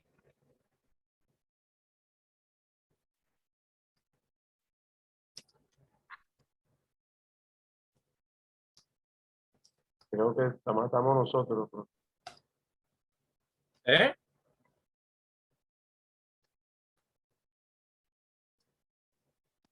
Él aparece ahí en la lista, pero Dice aquí que no tengo micrófono en la PC y el celular no quiere entrar. Ay, ay, ay. Bueno, ahí se complica entonces las cosas. Bueno, como se darán cuenta, el maestro Michel está por aquí. No sé si tiene alguna información al respecto. Ya son las 10:54 de la noche. Yo incluso hoy fue que terminé el compromiso que tenía en el otro instituto que estoy enseñando, señores. Yo estoy dando clases desde las 7 de la noche hasta esta hora. Oiga bien, desde las 7 de la noche hasta esta hora. Este mes completo, ya se darán cuenta. Y bueno, no sé si el maestro Michel tiene algo que compartir en lo que él se conecta. Ustedes se han dado cuenta que yo necesito escucharlos a ustedes. ¿Qué les ha parecido esta clase en cuanto a estudiar principios bíblicos se refiere? ¿Llovimos sobre mojado o entramos a temas que son básicos, pero que los dejamos ir como así, como por el ladito, como que se nos estaban yendo? ¿Ustedes qué opinan al respecto? Para mí, Rabón, en mi parte, pues yo aprendí bastante en estas 4 clases y hoy también pues en la exposición, escuchando a todos los colegas. Yo creo que queda una semilla muy fuerte acerca de la ley en el Nuevo Testamento, para erradicar esa tendencia de que eso es del antiguo y no es del nuevo. Entonces, creo que esa fue una de las clases que más me marcó y esto me llevó a estudiar un poco más a profundidad y tengo la responsabilidad de estudiar un poco más para cuando me toque enseñarlo. Bien. ¿Quién sigue? Me gustaría escucharlos a todos antes de terminar la clase. Me gustaría escucharlos. Bueno, profe, yo dije más o menos algo. Se aprendió bastante, por lo menos de parte mía.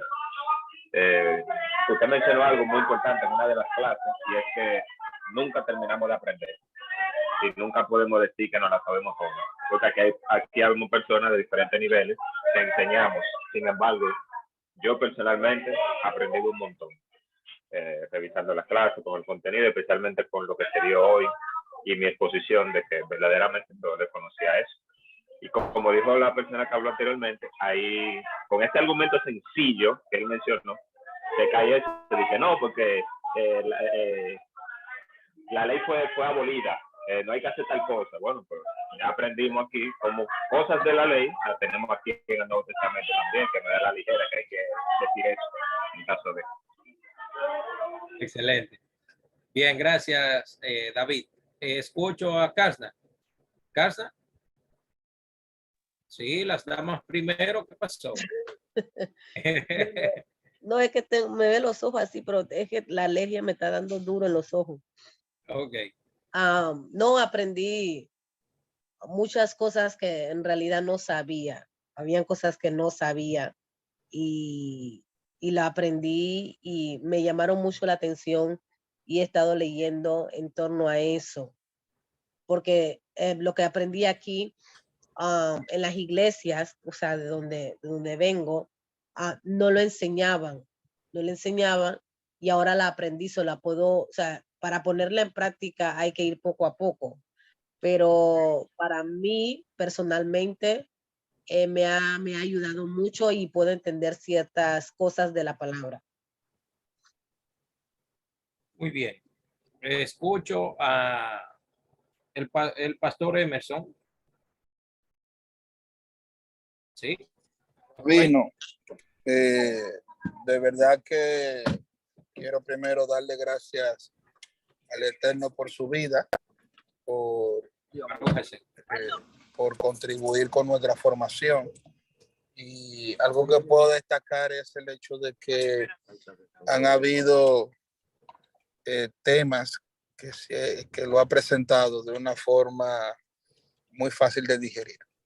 O sea, para mí ha sido satisfactorio y nuevamente agradecerle que ofrende de su tiempo y de su conocimiento para la formación del cuerpo de Cristo. Excelente.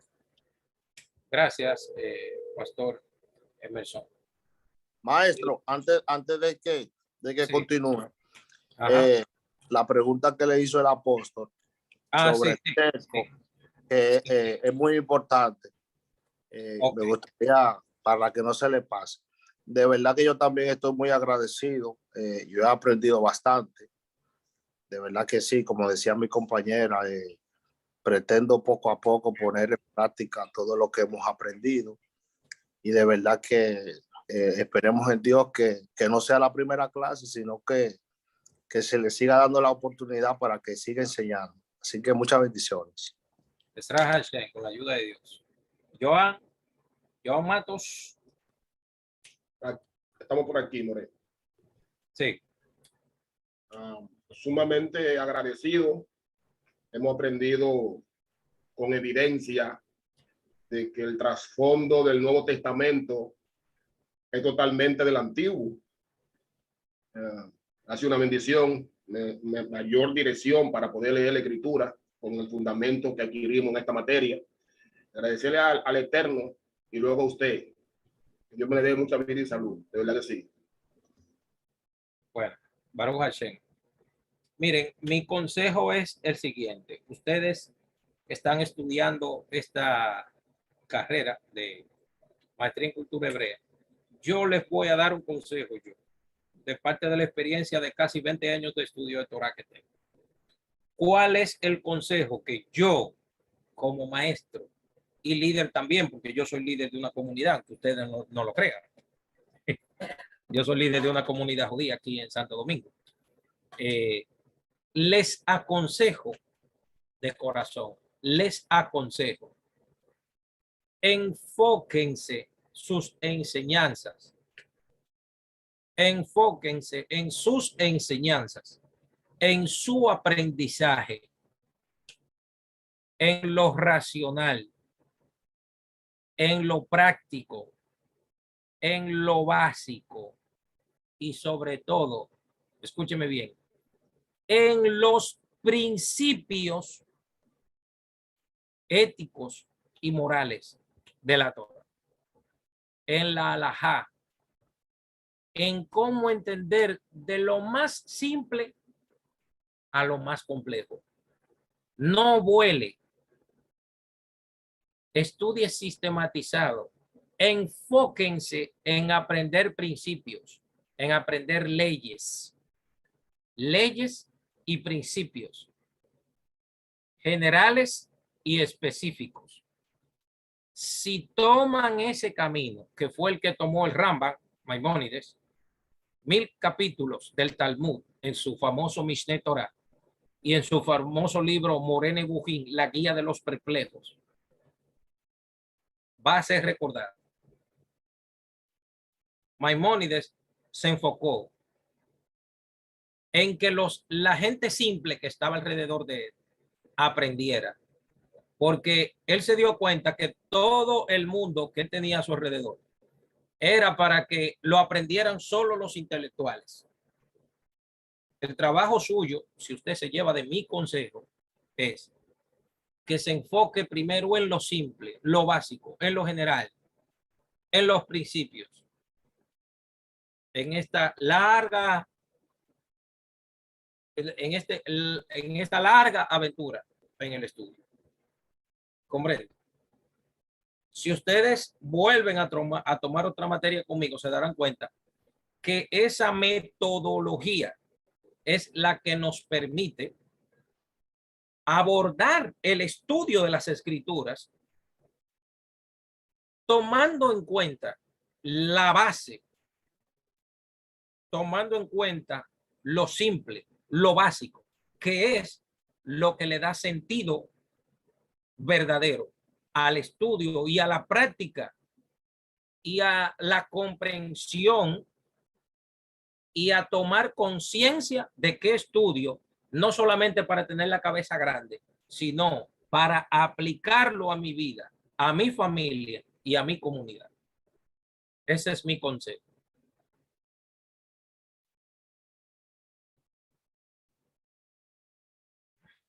Porque hay gente que empezó a estudiar esto y ya están volando ya, pero ellos no saben correr todavía. Ellos no saben correr. Ya ellos vuelan. Ya esa gente están ángeles, demonios y yo no sé cuántas cosas, Shedin y yo no sé qué cosa. ¿Entiendes?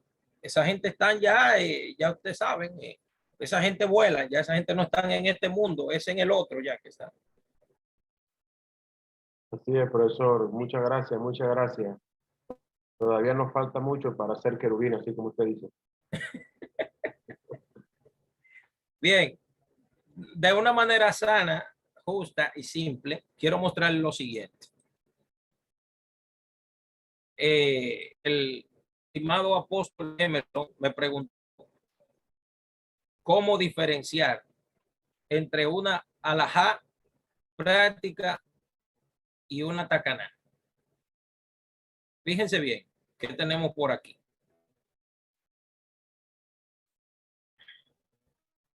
Espero que les toque estudiar este material conmigo, que todavía no lo he terminado, pero espero que... Fíjense bien, enseñanza de la tradición judía repetida por Jesús. Fíjense bien, ¿qué tenemos por aquí? Fíjense bien. Fíjense este caso, que es muy simple. Enseñanza del judaísmo. Fíjense que tenemos aquí. David Valdés, eso no lo sé. Eso tendrían que hablarlo con el profesor Michel, con el encargado. Fíjense que tenemos por aquí. Aquí dice claramente el texto. La gente piensa de que la enseñanza del amor al prójimo hacia los enemigos, que es algo nuevo de Jesús. Pero fíjense bien que tenemos aquí. Enseñanza del judaísmo.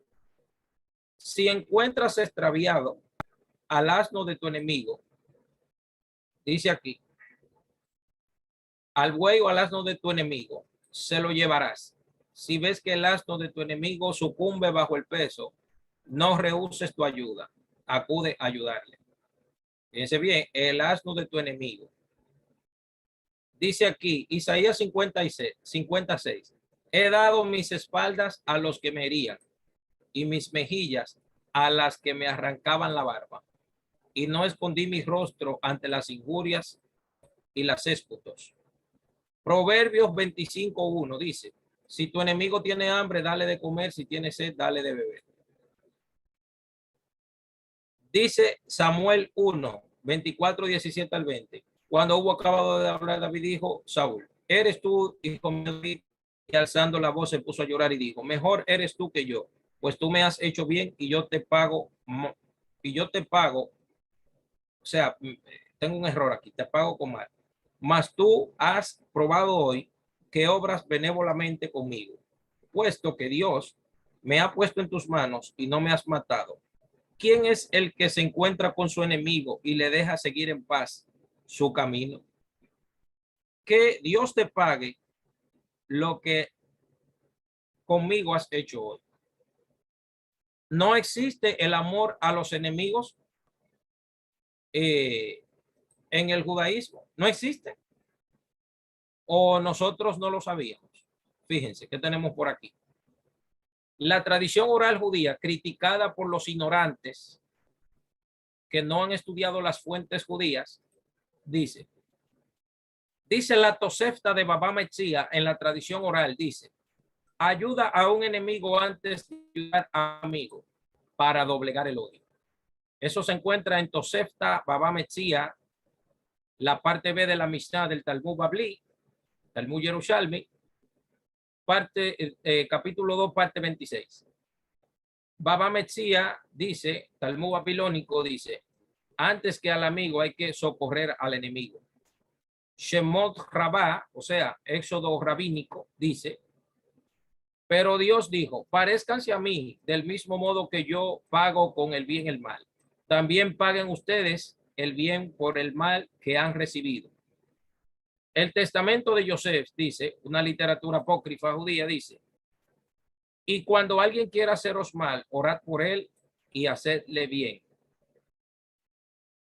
¿De dónde salió esta enseñanza de el amor a los enemigos en la boca de Jesús de Nazaret? ¿De dónde vino? Fíjense lo que dijo Jesús.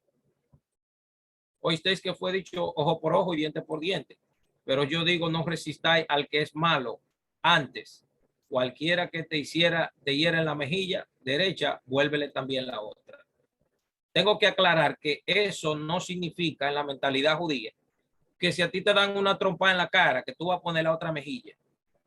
Si ustedes investigan bien, vuélvele también la otra, significa que el pago por ese golpe en la cara, los jueces van a tomar la determinación de cómo juzgarla, no la persona misma. Vuélvele también la otra, quiere decir, los jueces te van a juzgar a ti por lo que tú me has hecho.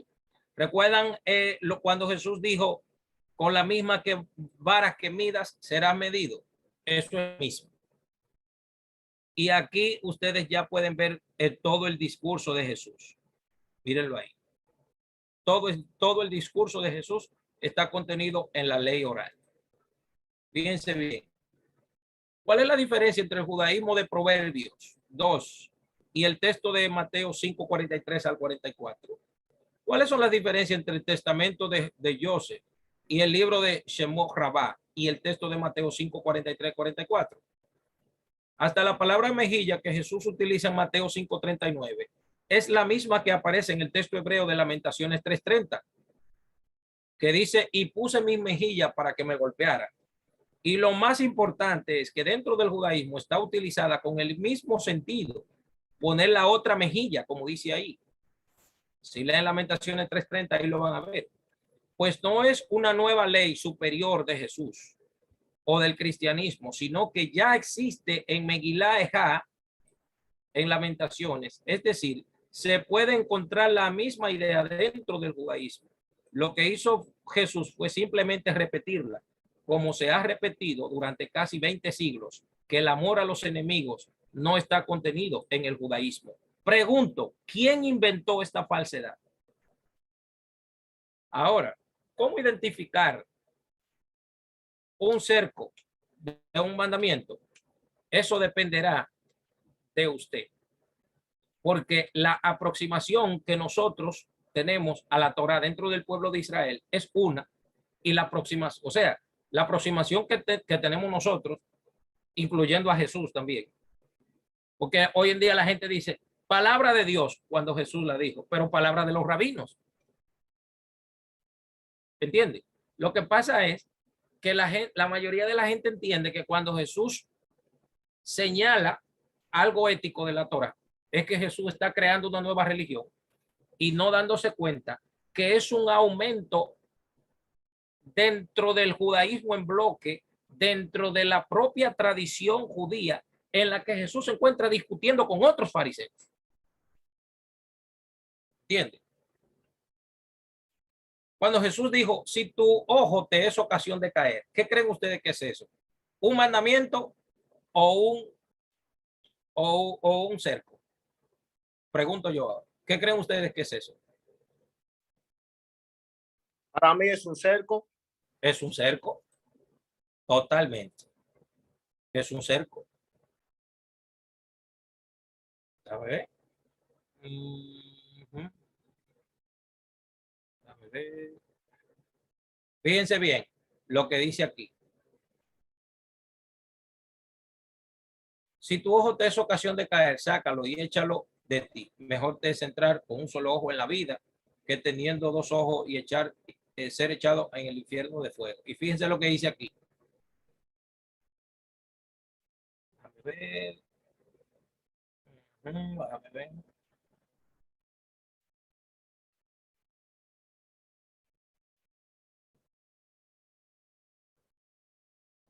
A ver si lo encuentro. A ver si encuentro la cita.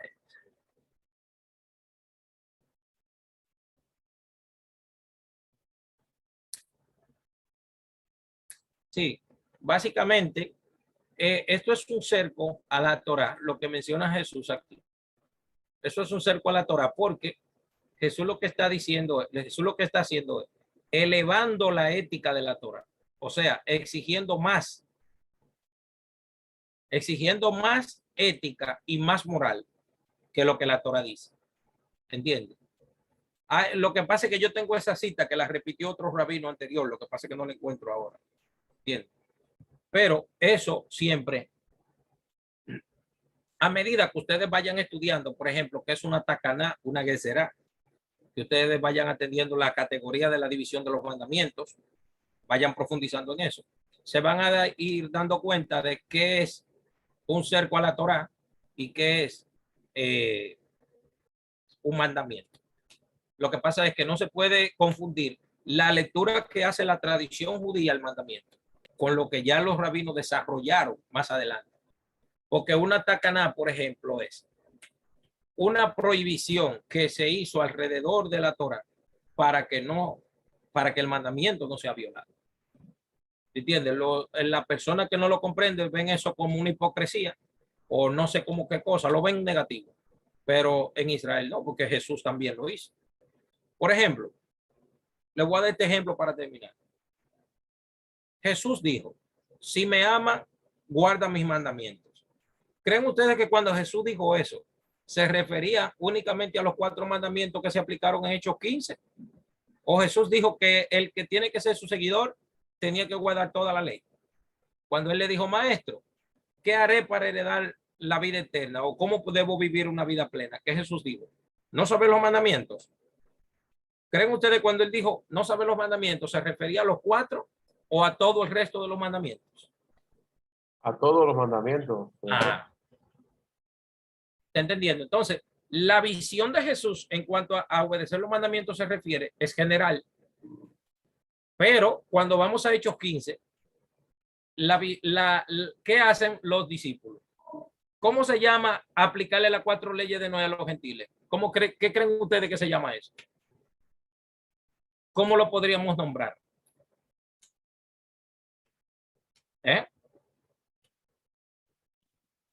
No pudiera ser un cerco en ese caso específico de ellos. En ese caso específico es un cerco. ¿Están entendiendo? ¿Por dónde va la cosa? Rabí, una pregunta.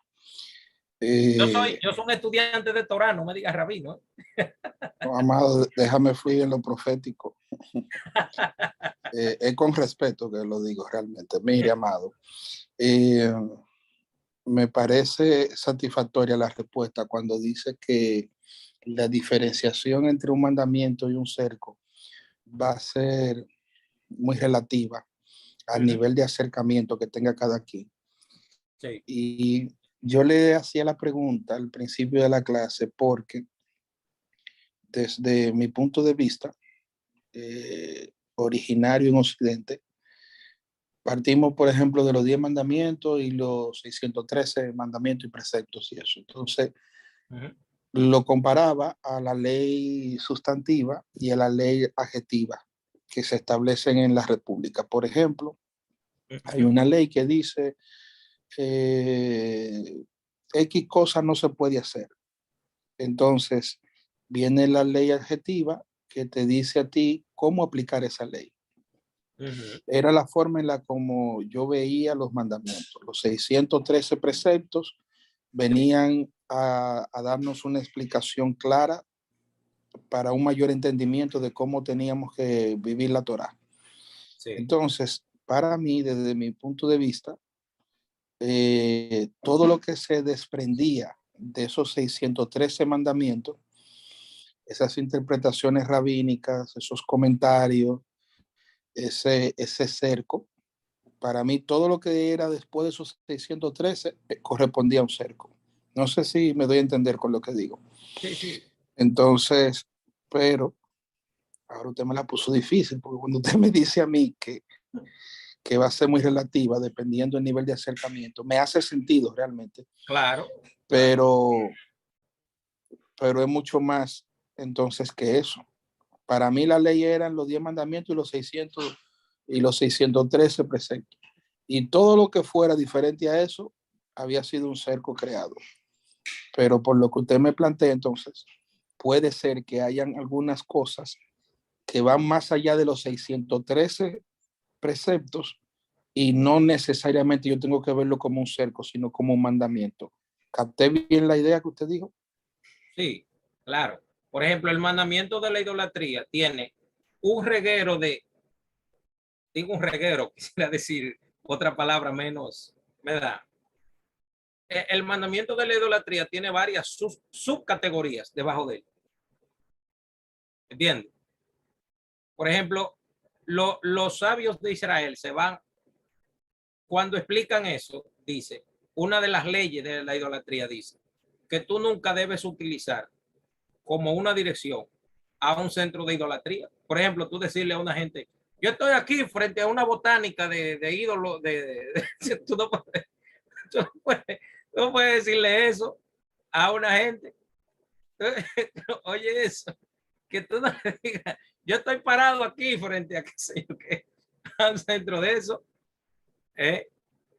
porque lo estás usando en tu boca, ¿me entiendes? Entonces, Éxodo 23:13 dice que el nombre de Dios es falso, no se mencionarán en tu boca. ¿Entiendes? O sea, eso uno lo va estudiando y uno lo va internalizando, ¿me entiendes? Poco a poco. Señores, me pasé de tiempo con ustedes. Parece que el maestro Michel no está por ahí. Yo no sé si él quería dar alguna información, no sé, pero él parece que no está.